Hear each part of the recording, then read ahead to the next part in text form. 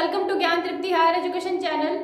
BSc final year के अंदर complex analysis के अंदर हमारा जो चैप्टर चल रहा था कॉम्प्लेक्स नंबर से सेट ऑफ कॉम्प्लेक्स नंबर पे, ठीक है, उसके अंदर हमने जो टॉपिक कर चुके थे, टॉपिक तो उसमें मैंने कुछ डेफिनेशन करवाई थी आपको, ठीक है। डेफिनेशंस थी हमारी इंटीरियर पॉइंट की, एक्सटीरियर पॉइंट की, बाउंड्री पॉइंट की, यहाँ तक मैं आपको डेफिनेशन क्लियर करवा चुकी थी। अभी हम नेक्स्ट जो डेफिनेशन पे चलने वाले हैं वो 2-4 डेफिनेशन उसको कंप्लीट करते ही हम नेक्स्ट चैप्टर के क्वेश्चंस में चलेंगे, क्योंकि इस चैप्टर में सिर्फ आपको डेफिनेशन ही पढ़नी है, वही थोड़ी बहुत पूछी जाती है, ठीक है। तो अगर हम अभी हम जो नेक्स्ट डेफिनेशन में चल रहे हैं वो डेफिनेशन है हमारी बाउंडेड सेट की, ठीक है। डेफिनेशन है बाउंडेड सेट। ये डेफिनेशन आप मैट्रिक्स स्पेस में भी पढ़ चुके हो, ठीक है। बाउंडेड सेट को बोलते हैं परिबद्ध समुच्चय, हिंदी में बोलते हैं इसको परिबद्ध समुच्चय, ठीक है। तो बाउंडेड सेट की definition same as it is मैंने आपको मैट्रिक्स स्पेस के अंदर करवाई थी। मैट्रिक्स स्पेस के अंदर डेफिनेशन क्या थी, उसके अंदर की एक मैट्रिक्स स्पेस लेते थे अपन, ठीक है। जैसे एक्चुअली मेरे पास कोई मैट्रिक्स स्पेस है, इसके अंदर मैं बोलती थी आपको कि अगर इसके अंदर कोई 2 पॉइंट ऐसे हैं एक्स एंड वाई जो कि मैट्रिक्स स्पेस से बिलोंग कर रहे हैं, वो कर रहे हैं इन दोनों के बीच की डिस्टेंस जो है, वो कर रहे हैं इन दोनों के जो बीच की डिस्टेंस है वो किसी positive real number capital M लेते थे अपन। पॉजिटिव रियल नंबर कुछ भी हो सकता है, उसको मैंने कैपिटल एम लेट करा था, ठीक है। जो कैपिटल एम है वो भी उसी मैट्रिक्स स्पेस से बिलोंग करना चाहिए। तो उन दोनों के जो बीच की डिस्टेंस है उस पॉजिटिव रियल नंबर से क्या आनी चाहिए, कम आनी चाहिए। अगर आ रही है तो उस केस में अपने इस पूरे मैट्रिक्स स्पेस को क्या बोल देते थे कि ये क्या है, हमारे पास एक बाउंडेड सेट है, या ठीक है, या बाउंडेड मैट्रिक्स स्पेस बोलते थे उसके अंदर, ठीक है। अभी बात आती है बाउंडेड सेट की, तो सेम काम इसमें, बस डिस्टेंस नहीं लेंगे, डिस्टेंस अपने सिर्फ मैट्रिक्स स्पेस में लेते थे, ठीक है। इसके अंदर कोई डिस्टेंस नहीं लेनी, कुछ नहीं लेना, बस एक चीज ध्यान रखनी है, क्योंकि हम ये क्या काम जो कर रहे हैं वो कॉम्प्लेक्स प्लेन के अंदर कर रहे हैं, तो हमें कॉम्प्लेक्स प्लेन के अंदर कर रहे हैं तो कॉम्प्लेक्स नंबर लेना पड़ेगा, ऑब्वियस सी बात है। तो वो क्या बोल रहे हैं कि कोई भी सेट एस है,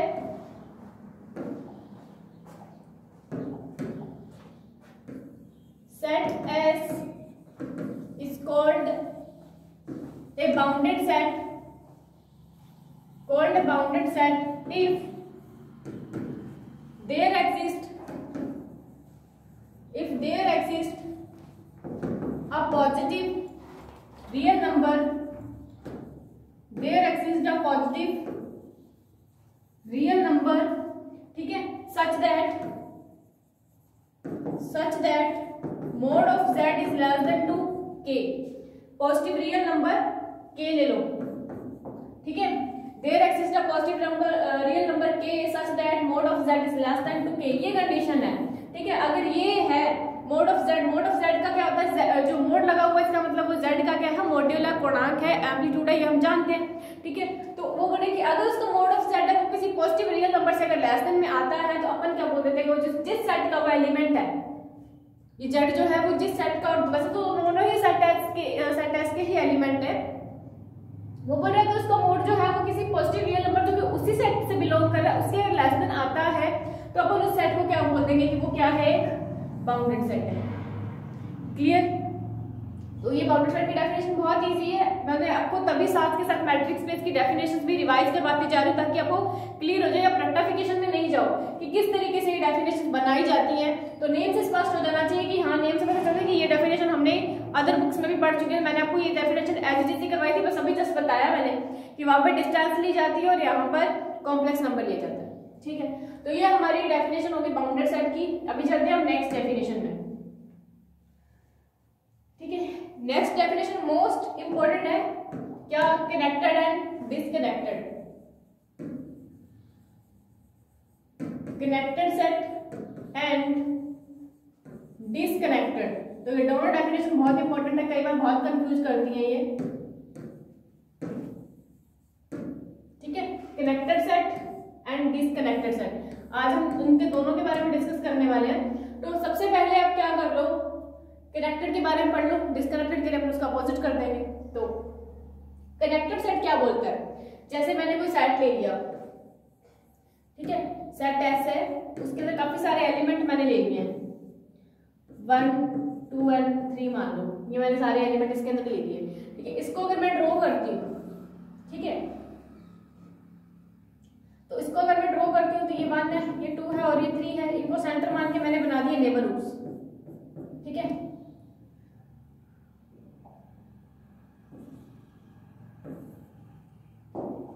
है, ये बना दिया मैंने नेबरहुड्स। अगर आप नेबरहुड्स नहीं भी बनाना चाहते तो कोई दिक्कत नहीं है, ठीक है। या फिर ऐसा करो, एक ही सेट ले लो, ज्यादा क्लियर हो जाएगा। एक सेट ले लेते हैं, जैसे मैंने कोई सेट लिया है, सॉरी, ठीक है, सेट लिया है मैंने 1 का। तो वही एक बात आती है कि अब ऑब्वियस सी बात है, ये मैंने इसका नेबरहुड ले लिया। अब नेबरहुड है, ये मेरा 1 पॉइंट है, तो मैं क्या ये मान के चलती हूँ कि ये सेट है, इसका पॉइंट क्या है, 1 है, ठीक है। तो वो बोले कि सेट एस का अगर कोई एक पॉइंट 1 है, तो ऑब्वियस सी बात है इस 1 को अगर मैं लिमिट पॉइंट मानूं, लिमिट पॉइंट होने के लिए इसके अलावा इसके अंदर काफी सारे पॉइंट और भी तो होने चाहिए, या पॉइंट नहीं भी मानो तो कोई दिक्कत नहीं है। अब कनेक्टेड सेट क्या कहता है कि आप क्या करो, इसके अंदर कोई भी एक पॉइंट उठा लो, इस पॉइंट को, ठीक है, इस पॉइंट को उठाकर इसके अंदर जितने भी पॉइंट मिले हुए हैं सबको आपस में क्या कर दो, ज्वाइन कर दो, ठीक है, इस तरीके से आप ज्वाइन कर दो। तो अब देखो जब ज्वाइन करते जा रहे हो तो वो सारा काम एक ही सेट एस के अंदर ही हो रहा है, ठीक है। या आप इसके अंदर 1 लेना चाहो, चलो कोई बात नहीं, 1 ले लिया मैंने। अब इस सेट एस के देखो जितने भी एलिमेंट है, आप ऐसे रेखाखंड जो बना रहे हो वो सारे के सारे रेखाखंड किन बिंदुओं से मिलकर बन रहे हैं, सेट एस के बिंदुओं से ही मिलकर बन रहे हैं। इसके अलावा किसी दूसरे सेट का कोई एलिमेंट इसके अंदर नहीं आ रहा है, ठीक है। तो अपने क्या बोल देंगे, इस तरीके से जो सेट एस हमारा क्या हो जाएगा, कनेक्टेड है, यानी खुद से खुद में कनेक्टेड है वो, ठीक है, कहीं से भी डिस्कनेक्ट नहीं। और डिस्कनेक्ट कब होगा, जब किसी दूसरे सेट से बाहर जाकर के कनेक्ट हो जाएगा, ठीक है। तो इस सेट से बाहर निकल के किसी दूसरे सेट से अगर वो कनेक्ट होएगा तो वो डिस्कनेक्टेड हो जाएगा। अब यहाँ पर देखो वो एक पाथ बना रहा है और वो पाथ सिर्फ अपने ही बिंदुओं से बना रहा है। तो अगर वो अपने ही बिंदुओं से पाथ बनाता है तो फिर अपने क्या बोलते थे कि ऐसा सेट हमारा कनेक्टेड सेट है। अगर वही पाथ तो बना रहा है बट वो खुद के पॉइंट से निकल के बाहर निकल के किसी अदर सेट में घुस गया और वहां से जाके उसने पाथ बना दिया, तो वो पाथ क्या हो जाएगा, डिस्कनेक्ट हो जाएगा। डिस्कनेक्ट होकर के एक दूसरे सेट के एलिमेंट से पाथ बना, तो वो अलग जो पाथ बनेगा वो भी आपस में कनेक्टेड होगा, बस बीच में जो डिस्कनेक्ट भी तो हुआ ना, एक सेट से बाहर निकल के दूसरे सेट में गया, तो इस तरीके के सेट को अपने डिस्कनेक्टेड बोल देते हैं, ठीक है। इसके लिए मैं एग्जांपल बता देती हूँ आपको। एक चीज और, इसी कनेक्टेड सेट की लैंग्वेज है, आपको लैंग्वेज कैसे लिखनी है। लैंग्वेज में बोल रहे हैं कि यदि, या मैं लिख देती हूँ, यदि सेट एस के किन्हीं बिंदुओं को, सेट एस के किन्हीं बिंदुओं को ऐसे पाथ से जोड़ दिया जाए, पथ से जोड़ दिया जाए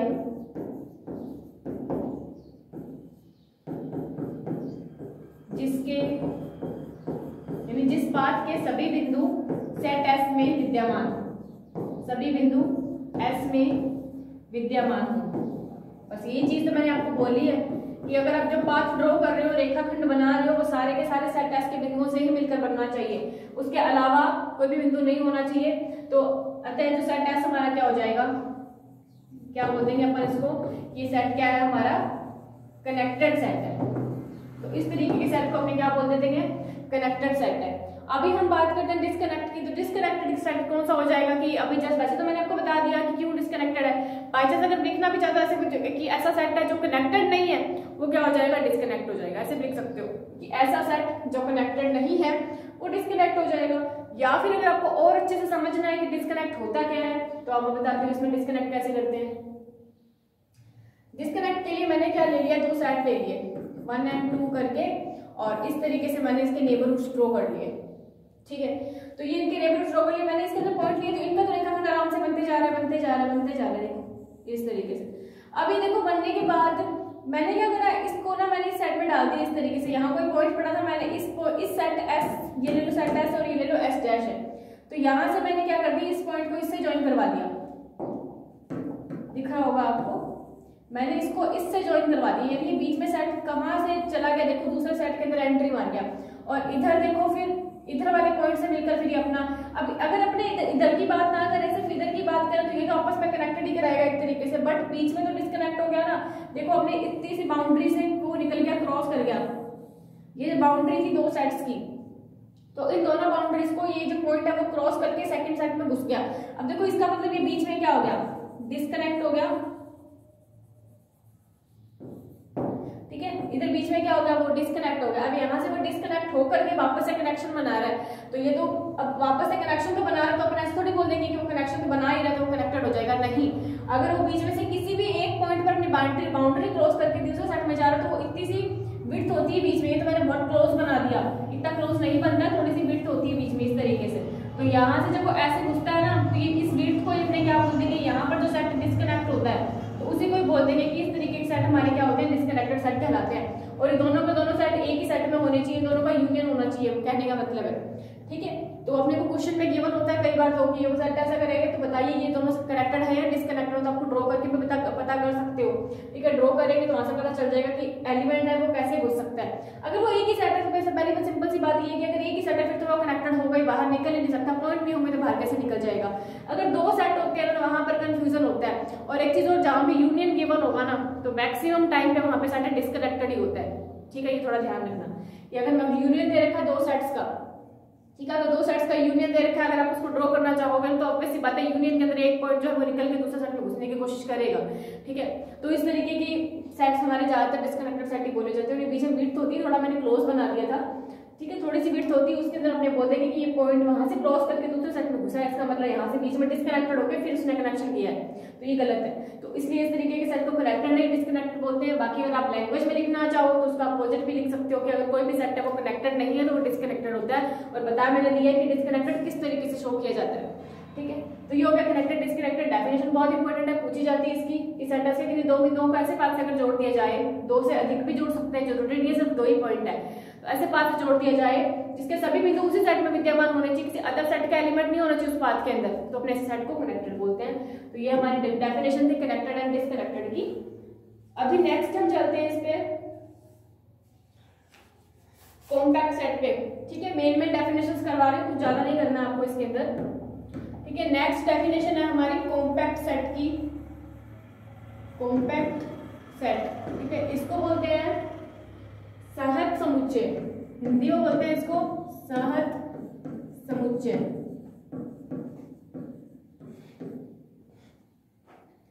ठीक है, कॉम्पैक्ट सेट की देखिए बात करते हैं। कॉम्पैक्ट सेट के अंदर दो चार डेफिनेशन मिक्सअप होकर के कॉम्पैक्ट सेट बनता है, मतलब जैसे है। तो सबसे पहले मैं उनके बारे में बता दूं कि वो होते क्या हैं, उसके बाद अपने कॉम्पैक्ट सेट की मेन डेफिनेशन पे चलते हैं। अभी मैं कॉम्पैक्ट सेट नहीं करवा रही, कॉम्पैक्ट सेट के अंदर जो वर्ड यूज कर रहे हैं उनका मीन समझा रही हूँ। ठीक है, तो अब आपको मीन समझ में आ गया, फिर आप कॉम्पैक्ट सेट की डेफिनेशन बहुत इजीली समझ जाओगे। इसके अंदर इस डेफिनेशन के अंदर एक वर्ड यूज होता है, उस वर्ड को अपने बोलते हैं ओपन कवर।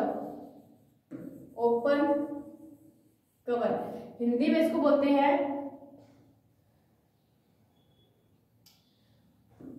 विवृत आवरण। ठीक है, हिंदी में इसको बोलते हैं विवृत आवरण बोलते हैं। ठीक है, पर ओपन कवर ही आप ध्यान रखो। ठीक है, ओपन कवर थोड़ा इजी वर्ड है, इससे पता चल जाता है आपको। ठीक है, ओपन कवर क्या कहता है कि अगर एक कोई बोल रहे कि सेट वो सारे के सारे अगर ओपन सेट्स हैं, ठीक है, तो सारे के सारे ओपन सेट्स हैं, ओपन सेट का अगर मैं यूनियन कर दूं तो इस तरीके के फिर सेट्स को अपने क्या बोल देंगे कि वो क्या है, एक तरीके से ओपन कवर है। अब बात आती है कि ओपन सेट क्या होता है, आपको ओपन सेट के बारे में पता होना चाहिए। ओपन सेट में आपको वैसे तो लास्ट काफी सारी डेफिनेशंस में बहुत बार करवा चुकी हूँ, मैट्रिक्स की बुक में बहुत बार आया था, तो सेम डेफिनेशन यहाँ भी ओपन सेट की वही डेफिनेशन है। फिर भी अगर आपको क्लियर करना हो तो मैं बता देती हूँ कि ओपन सेट क्या होता है। ठीक है, ओपन सेट क्या होता है, मैं नीचे लिख रही हूँ। ओपन सेट क्या होता है, ओपन सेट के अंदर मैंने बोल दिया कि ये मेरे पास कोई सेट एस है। ठीक है, ये मेरे पास कोई सेट एस है, इसके अंदर मैंने हमें बोल दिया कि इस सेट एस के अंदर कोई पॉइंट पड़ा हुआ है, क्या है, जेड नोड है। ठीक है, इसके अंदर कोई पॉइंट पड़ा हुआ है, जेड नोड है। इसके लिए मैं बना देती हूँ कि ये इसका क्या है, नेबरहुड है। तो नेबरहुड की डेफिनेशन भी है, आपको आनी चाहिए। नेबरहुड की डेफिनेशन क्या होती है, मैं इसके अंदर बोलती थी कि अगर जेड नोड यहाँ पे अकेला नहीं है, इसके अंदर काफी सारे पॉइंट पड़े हुए हैं और वो सारे के सारे पॉइंट इस सेट एस के होने चाहिए। ऑब्वियस सी बात है, एस के अंदर बनना तो ये पॉइंट सेट एस के होंगे। तो मैंने क्या बोल दिया कि जेड नोड पॉइंट मैंने सेट एस से बिलोंग करता हुआ ले लिया, और वो बोल रहे हैं कि इसका मैंने जेड नोड का मैंने नेबरहुड ड्रॉ कर दिया। अब नेबरहुड ड्रॉ करें तो ऑब्वियस सी बात है कि इसके अंदर काफी सारे पॉइंट भी तो होंगे। ठीक है, तो हमने क्या बोलते थे कि जेड बिंदुओं का जो समुच्चय है, ये सारे के सारे जो पॉइंट है ये जेड पॉइंट्स का सेट होता था। मैंने बताया था आपको, इसी बुक के अंदर ही करवा चुकी हूँ मैं नेबरहुड की डेफिनेशन। ठीक है, तो मैंने बोला था कि सारे के सारे जेड बिंदुओं का जो समुच्चय है वो जेड नोड का क्या कहलाता है, नेबरहुड। तो इसका मतलब जितने भी पॉइंट है वो सारे के सारे इसके अंदर आ चुके हैं। इसका मतलब ये क्या है, सेट ऑफ जेड पॉइंट है। ये क्या है, सारा का सारा सेट ऑफ जेड पॉइंट है। जितने भी पॉइंट है वो सारे के सारे जेड बिंदुओं के समुच्चय है। अब मैंने बोला कि set of all Z points है, उसी को अपने क्या बोल देते हैं, नेबरहुड बोल देते हैं। ये भी मैंने आपको बता रखा है, उसी को क्या क्या बोल देते हैं, नेबरहुड बोल देते हैं। तो ये जो मैंने बाहर ड्रॉ करा इसके अंदर सारे के सारे सेट जेड पॉइंट्स आ रहे हैं, जेड पॉइंट आ रहे हैं, इसका मतलब ये मेरे पास क्या है, नेबरहुड का है, ये क्या है, नेबरहुड ही है। अब बात आती है कि ये नेबरहुड है वो किसका है, जेड नोड का है। तो मैं इसको ऐसे भी तो लिख सकती हूँ, इसकी रेडियस मैंने मान ली डेल है, तो इसको मैं ऐसे भी तो लिख सकती हूँ एन डेल जेड नोड, बिल्कुल लिख सकती हूँ, जिसका सेंटर जेड नोड है, रेडियस डेल है, लिख सकती हूँ। ठीक है, तो यहाँ पे रेडियस सिर्फ यहाँ तक की, थोड़ा ध्यान रखना, ये सही कर लेना। ठीक है, तो अब बात आती है कि इसको मैं वैसे तो नेबरहुड किस तरीके से, मैंने सारी चीजें एक में क्लियर कर दी हैं आपको। पहले जेड नोड लिए सेट एस का, ठीक है, और सारे के सारे पॉइंट लिए जेड पॉइंट्स और सेट एस के थे। अब बात आती है नेबरहुड की, तो सारे के सारे जेड पॉइंट थे, वो सारे के सारे जेड पॉइंट का जो सेट है, ये वाला बाहर वाला, सॉरी अंदर वाला, इसको ही मैंने क्या बोल दिया कि ये क्या है, मेरे पास नेबरहुड है। नेबरहुड का एनबीडी से भी लिख सकते हैं, और किसी जेड नोड के लिए निकाल रही हूँ तो उसको मैं एन डेल जेड नोड भी लिख सकती हूँ, जिसकी रेडियस डेल है। ठीक है, अब बात आती है ओपन सेट की। तो ओपन सेट क्या बोलता है कि अगर जो आपका एन डेल जेड नोड है, ये जो निकला है एन डेल जेड नोड, वो अगर सबसेट हो जाए एस का, दिख ही रहा है पहली बात तो, ये अगर मेरे पास नेबरहुड है, एन डेल जेड नोड है, तो ये सेट एस का सबसेट ही तो है ना। तो एन डेल जेड नोड अगर सबसेट हो जाए एस का, ठीक है, तो सेट एस को अपने क्या बोल देंगे कि ये क्या है, हमारे पास एक ओपन सेट है। ये डेफिनेशन मैं आपको पहले ही करवा चुकी हूँ, फिर भी मैंने यहाँ पे मैट्रिक्स से करवाई थी, फिर भी यहाँ मैंने एक बार रिवाइज करवा दी ताकि आपको ध्यान में आ जाए कि नेबरहुड वगैरह होते क्या है। ठीक है, तो वही जेड पॉइंट के सेट को अपने नेबरहुड बोलते हैं, जेड नोड का नेबरहुड उसको शो करते हैं एन डेल जेड नोड से। अगर एन डेल जेड नोड की सेट एस का सबसेट होता है, तो वो सेट एस जो है जिसका वो सबसेट है नेबरहुड, तो अपने सेट एस को उसका ओपन सेट बोल देते हैं। क्लियर, ओपन सेट क्लियर हो गया। अब बात आती है, वापस आ जाओ ओपन कवर के अंदर, जिसके बारे में हम डिस्कस कर रहे थे, उसके बाद हम चलेंगे इसके कॉम्पैक्ट सेट की, जिसकी हमने डेफिनेशन कर रहे थे। तो ओपन कवर क्या कहता है कि set of, sorry, union of all open sets. ठीक है, यहां मैं लिख देती हूँ, union of all open sets, सारे के सारे ओपन सेट्स हैं। अब जरूरी तो नहीं है ना किसी एक सेट के अंदर एक ही ओपन सेट होगा, नहीं है ना, क्योंकि मैं जेड नोड का नेबरहुड निकाल रही हूँ, इसी तरीके से कोई Z1 पॉइंट भी इसके अंदर पड़ा होगा, Z2 भी होगा, Z भी होगा, कुछ भी। अब जितने पॉइंट है सबका नेबरहुड भी होगा। अब सारे के सारे नेबरहुड सेट एस के अंदर ही तो बनेंगे, सारे के सारे नेबरहुड जो है वो सेट एस के अंदर ही तो बनेंगे। तो अगर उसके अंदर बनेंगे तो वो सारे के सारे जो नेबरहुड्स हैं वो सेट एस के सबसेट भी होंगे। ठीक है, इसका मतलब इसके अंदर काफी सारे ओपन सेट भी हो सकते हैं। तो अगर जितने भी ओपन सेट है, सारे के सारे ओपन सेट्स का अगर मैं यूनियन कर दूं, ठीक है, तो यानी union of all open sets, या फिर इसको मैं ऐसे भी लिख सकती हूँ। ठीक है, कैपिटल एक्स को मैं सेट, जैसे मैंने एस लिया है ना, तो मैंने मान ली कोई एक्स है, ठीक है, ये मेरे पास कोई एक्स है, इसके अंदर काफी सारे ओपन सेट्स बने हुए हैं। ठीक है, उनको मैंने नाम दे दिया A1, A2, A3, A4, ये सारे के सारे क्या है, ओपन सेट है।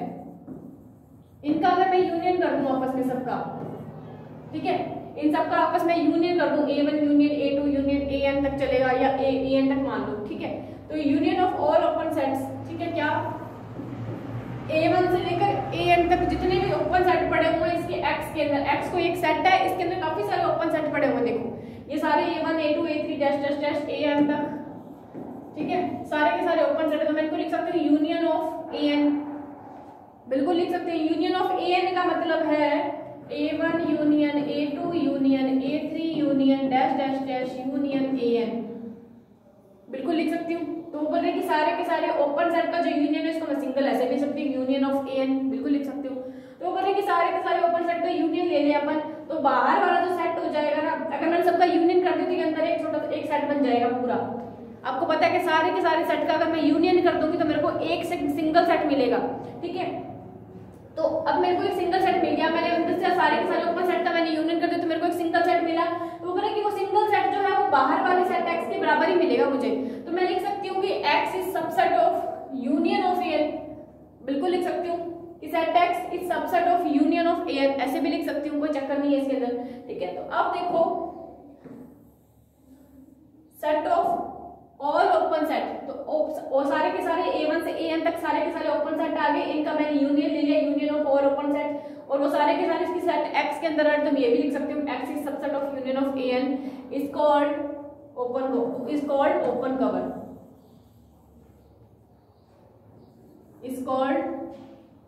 Open cover. ठीक है, मतलब सारे के सारे जो ओपन सेट पड़े हुए हैं A1 union A2 union A3 dash dash dash AN कर, ठीक है।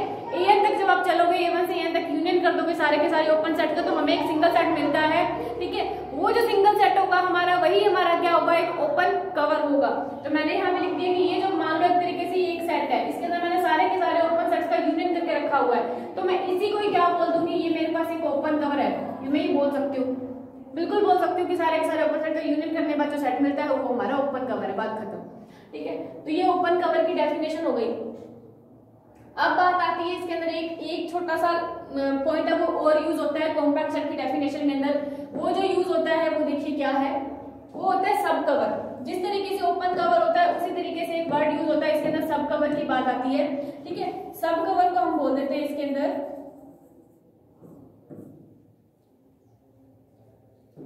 सब कवर होता है इसका उपावरण, किसका, ओपन कवर का, ठीक है।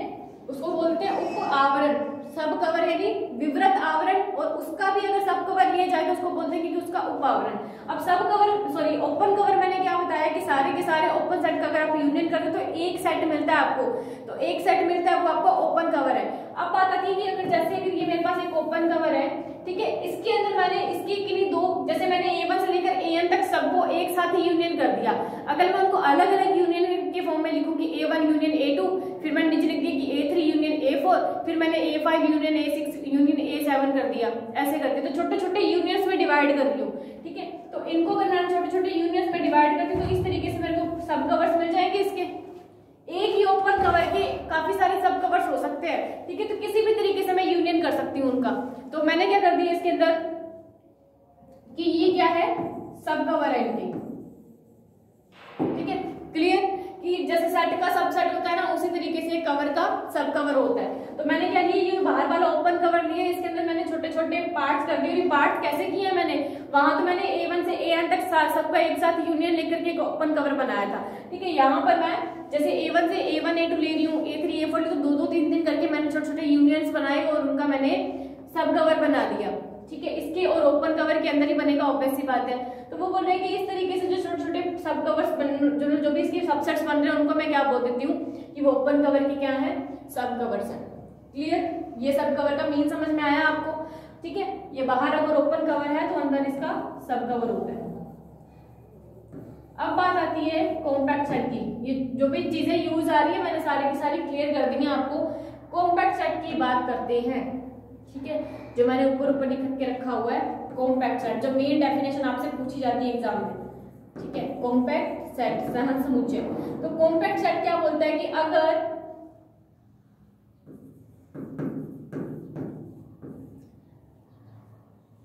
लिखते हैं कि यदि प्रत्येक ओपन कवर का सब कवर, प्रत्येक ओपन कवर का सब कवर विद्यमान हो, या इसको और अच्छे से लिख लो आप, इस तरीके से लिखो,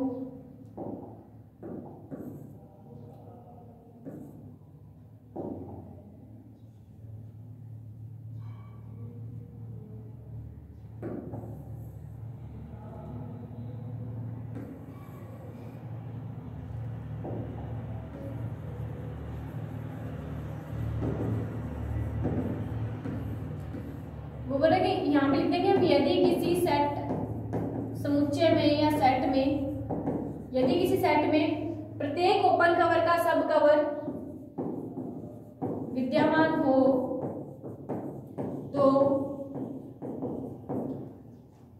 इस सेट को या इस सेट एस को कॉम्पैक्ट सेट बोलते हैं। क्या बोलते हैं, कॉम्पैक्ट सेट या सहज समुच्चय कहते हैं इसको।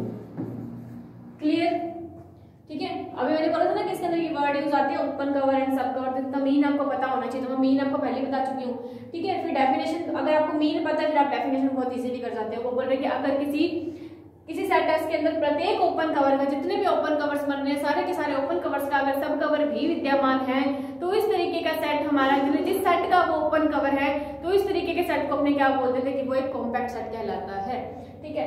तो ये था हमारा कॉम्पैक्ट सेट और जो भी दो तीन डेफिनेशन रह गई थी उसके बारे में, ठीक है। ये डेफिनेशंस हमारी क्लियर हो चुकी है। इसके अंदर एक थ्योरम है हेनिपोरन थ्योरम, उसके अंदर कुछ भी नहीं है, मतलब आपको पूरा डिटेल में, मतलब उसकी सिर्फ थ्योरी वगैरह ही थोड़ी डीपली गई हुई है, तो वो सारी की सारी थ्योरी आपकी डेफिनेशन से रिलेटेड है। जब भी मैंने आपको 2-3 डेफिनेशन करवाई है तो आप उनको पढ़ना, बहुत अच्छी थ्योरम है वैसे तो, ठीक है। अगर आप पढ़ोगे तो उसमें आपको क्लियर हो जाएगा क्या लैंग्वेज उसके अंदर लिखी हुई है। लैंग्वेज यही लिखी हुई है जो मैंने आपको अभी बताई है, सब कवर एंड ओपन कवर। तो आपको थोड़ा सा दिमाग लगाना है कि किस तरीके से सब कवर बनेगा, किस तरीके से ओपन कवर बनेगा। आपको उसका कॉन्ट्राडिक्शन यानी अपोजिट लेके चलना होता है कि उसका मतलब हेनिपोरन का स्टेटमेंट ये होता है कि किसी प्रत्येक कॉम्पैक्ट सेट जो होता है, ठीक है, यानी प्रत्येक बाउंडेड सेट जो होता है वो एक क्लोज्ड एंड बाउंडेड सेट है, वो एक कॉम्पैक्ट सेट होता है। मतलब वो कोई भी सेट है अगर वो क्लोज्ड भी है, समृद्ध भी है और बाउंडेड यानी परिबद्ध भी है तो वो कॉम्पैक्ट भी होगा, ये आपको प्रूफ करना होता है। तो कॉम्पैक्ट प्रूफ करने के लिए क्या जरूरी है? कॉम्पैक्ट प्रूफ करने के लिए ये जरूरी है कि हर एक ओपन कवर का सब कवर विद्यमान होना चाहिए। तो उसके लिए हम इसका अपोजिट ले लेते हैं कि इसका सब कवर, प्रत्येक ओपन कवर का सब कवर विद्यमान नहीं है, तो हम इसका अपोजिट लेके चलेंगे, लास्ट में कॉन्ट्राडिक्शन को देखेंगे। तो उसके थ्योरेटिकल पोर्शन है तो थ्योरेटिकल आप देख लेना, मैं बस सिर्फ आपको लैंग्वेज क्लियर कर देती हूँ किस तरीके से है, ठीक है। तो ये हो गया, ये अब हमारा चैप्टर का खत्म है। इसके अंदर थ्योरम्स वगैरह के बारे में था, कुछ खास काम नहीं है। अभी हम इसके नेक्स्ट चैप्टर में चलते हैं, वो आपको क्लियर होगी होगी सारी की सारी डेफिनेशन जो भी मैंने आपको करवाई है।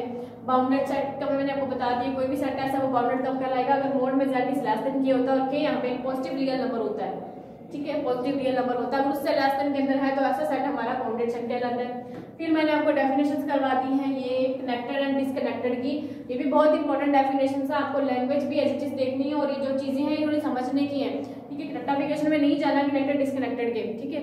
फिर नेक्स्ट आता है, मैंने आपको ये कॉम्पैक्ट सेट के बारे में भी बता चुकी हूँ, ठीक है, क्या होता है कॉम्पैक्ट सेट के लिए आपको ये चीजें ध्यान रखनी होती हैं। ओपन कवर, सब कवर, ये होता क्या है, ठीक है, क्लियर हो गई होगी। आप इस वीडियो को एक दो बार रिपीट कर लेना, अगर आपको नहीं समझ में आए कहीं से भी आप कॉम्पैक्ट में पूछ सकते हो मुझसे। फिर अब नेक्स्ट, अब जो नया चैप्टर शुरू करना चाह रही है, हमारा सेकंड चैप्टर था कॉम्प्लेक्स नंबर के अंदर, ठीक है, कॉम्प्लेक्स एनालिसिस में। अभी हम जो नेक्स्ट शुरू कर रहे हैं इसमें थोड़े क्वेश्चन है और इम्पोर्टेंट है, वो बोल रहे हैं कि complex function, limit and continuity. तो अब हम जब पढ़ने वाले हैं वो है कॉम्प्लेक्स फंक्शन,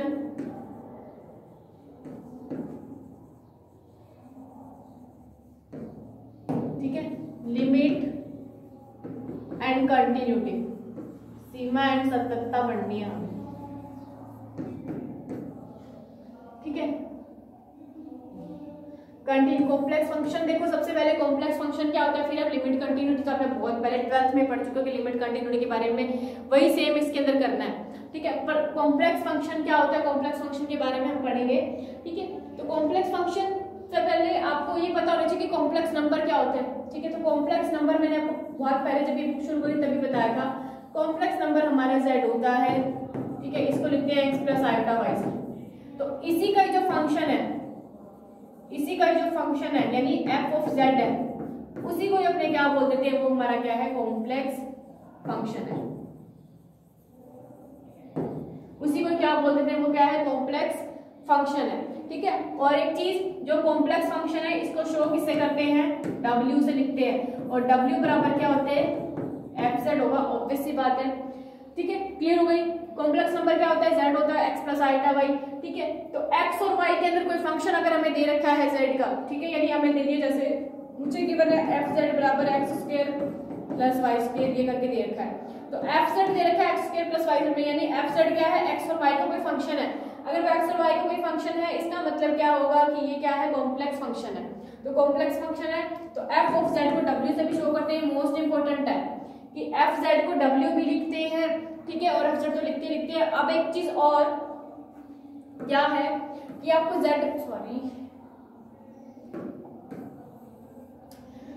जब आप जेड प्लेन के अंदर कुछ भी ड्रॉ करते हो, ठीक है, जेड प्लेन की बात होती है वो आपका एक्स एंड वाई एक्सिस में चलता है, जो अर्जेंट प्लेन है, ठीक है, मैंने अर्जेंट प्लेन आपको बनाना दिखाया हुआ है कि एक्स और वाई में चलता है। और जब बात आती है डब्ल्यू प्लेन की, ठीक है, जब बात आती है डब्ल्यू प्लेन की, तब वही एक्स तो चेंज हो जाता है यू में और वाई चेंज हो जाता है वी में, ठीक है, एक्स चेंज हो जाता है यू में और वाई चेंज हो जाता है वी में। तो डब्ल्यू के अंदर तो यू और वी के अंदर चलता है और जेड के अंदर चलता है एक्स और वाई में। जैसे जेड के अंदर चलता है जेड बराबर एक्स प्लस आयोटा वाई होता है, तो अगर डब्ल्यू में चलेगा तो डब्ल्यू बराबर क्या होता है, यू प्लस आयोटा वी होता है। बिल्कुल होगा। अगर z के अंदर x प्लस आइटा y है तो w के अंदर u प्लस आइटा v होगा, ये ध्यान रखना, ठीक है। और यहाँ पर u और v क्या होते हैं, u और v x और y के कोई फंक्शन होते हैं, इसलिए मैं यहाँ पर u v x y लिख रही हूँ, ठीक है। तो वही मैंने बताया, अगर z का मतलब है कि x और y का कोई फंक्शन है, जैसे मैंने लिखा था पहले, तो w का मतलब क्या है, वो u और v का कोई फंक्शन है। w प्लेन के अंदर u और v में चलते हैं ये, और x y ये u और v प्लेन में चलते हैं, ये x y प्लेन में चलते हैं। तो यहाँ पर u और v क्या, सॉरी w क्या होता है, u और v x और y के फंक्शन होते हैं, और उसी को अपने w बोल देते हैं। तो w से शो करते हैं, w बराबर u प्लस आइटा v होता है, ध्यान रखना है। और w बराबर f z है, इसी को अपने क्या बोल देते हैं, हमारा कॉम्प्लेक्स फंक्शन बोल देते हैं ये, ठीक है। इसी को क्या बोल देते हैं, कॉम्प्लेक्स फंक्शन बोल देते हैं। क्लियर हो गई होगी चीजें, w बराबर किस तरीके से इसको शो किया जाता है, ठीक है। अब जैसे हमें एक थोड़ा सा एग्जांपल लेके बताती हूँ मैं आपको, ठीक है। एग्जांपल क्या है, एग्जांपल के अंदर मुझे क्वेश्चन दे रखा है w बराबर एफ जेड बराबर आयोटा जेड, ये दे रखा है, ठीक है। और z मेरे को गिवन है 1 प्लस आयोटा, ठीक है। अब अगर आपको w नहीं दिया होता, सिर्फ एफ जेड भी दिया होता ना, तो भी आपको पता होना चाहिए था कि एफ जेड को किससे लिखते हैं, w से। तो इसको मैं सिर्फ w बराबर आयोटा जेड भी लिख सकती हूँ, सिर्फ एफ जेड बराबर आयोटा जेड भी लिख सकती हूँ, या दोनों ही लिख सकती हूँ, कोई प्रॉब्लम नहीं, क्योंकि w को एफ जेड लिखते हैं, एफ जेड को w लिखते हैं। तो अब क्वेश्चन की बात आती है, वो बोले z आपको 1 प्लस आयोटा की बना है, तो मैं इसके अंदर वैल्यू लिख दूँ, f 1 plus iota is equal to iota 1 plus iota. इसको सॉल्व करेंगे तो आयोटा माइनस आयोटा स्क्वायर मतलब आयोटा माइनस 1 मिलेगा।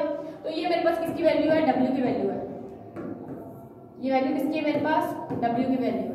तो बोल रहे हैं कि अगर z आपके पास 1 प्लस आयोटा मिलता है तो w बराबर क्या होता है, आयोटा माइनस 1 होता है, यानी z का z प्लेन के अंदर पॉइंट अलग होगा और w प्लेन के अंदर पॉइंट अलग होता है, ठीक है। तो आपको समझ में आ गया कि किस तरीके से z और w प्लेन का क्वेश्चन होते हैं, ठीक है। एक चीज और, अगर मैंने मुझे क्वेश्चन में अगर दे दिया f z is equal to z की पावर 1/2, ये दे दिया, ठीक है। और z का, और z की वैल्यू देखो मुझे क्या गिवन है, अगर z की वैल्यू मुझे गिवन है 2 आयोटा, z क्या है 2 आयोटा, मेरे को बताना है कि w के अंदर क्या मिलेगा। फिर अगर z के अंदर 2 आयोटा है तो w के अंदर क्या मिलेगा, तो वैल्यू पुट कर दो, f 2 iota is equal to 2 iota की पावर 1/2 करके मिल जाएगा, ठीक है। इसको अगर मैं और सॉल्व करना चाहूंगी तो उसको और सॉल्व करने के बाद हमें जो भी वैल्यू मिल जाएगी वो ये हमारी क्या हो जाएगी, w की वैल्यू है, ठीक है। वैसे मैं थोड़ा बहुत ही बताया आपको क्लियर करने के लिए, तो ये आपको समझ में आएगा कि z की वैल्यू अगर आपको गिवन होती है, w को आपको फाइंड करनी होती है फंक्शन के थ्रू, फंक्शन आपको गिवन होता है, यहाँ पर वहाँ पे z की जगह वैल्यू पुट कर दो, वो w की वैल्यू आ जाएगी। z में कुछ अलग पॉइंट, w में कुछ अलग पॉइंट मिलते हैं। तो ये z प्लेन और w प्लेन के बारे में हम बहुत डीपली डिस्कस करने वाले हैं। इसका जो लास्ट चैप्टर है इसका कन्फॉर्मल मैपिंग के अंदर, वहां पर हम इसके बारे में बहुत डीपली जाने वाले हैं कि z प्लेन के अंदर पॉइंट ये मिलते हैं, तो w प्लेन के अंदर पॉइंट क्या मिलेंगे ये बताओ, ठीक है। तो ये बहुत डीपली चलने वाला प्रोसेस है, तो इसके अंदर आपको जरूरत नहीं है डीपली जाने की, तो मैंने आपको बता दिया किस तरीके से z के अंदर एक्स वाई का प्लेन होता है और w के अंदर u भी प्लेन होता है, ठीक है। तो ये था हमारा आज का जो भी टॉपिक था। अभी कुछ एक डेफिनेशंस रहेगी और कुछ एक क्वेश्चन है, क्वेश्चंस के बारे में हम नेक्स्ट लेक्चर में डिस्कस करेंगे, ठीक है। और इसको हम नेक्स्ट लेक्चर में, जो ये चैप्टर चल रहा है हमारा कंटिन्यूटी वाला, इसको हम खत्म कर देंगे लास्ट लेक्चर के अंदर, जो भी हमारा नेक्स्ट होगा, ठीक है, उसके अंदर हम खत्म कर देंगे। अभी ये जो क्वेश्चन है डेफिनेशन इनको रिवाइज करते रहना, कोई प्रॉब्लम होता है वो कमेंट बॉक्स में मुझसे पूछ सकते हो। बाकी करते हैं नेक्स्ट लेक्चर के अंदर। Thanks for watching.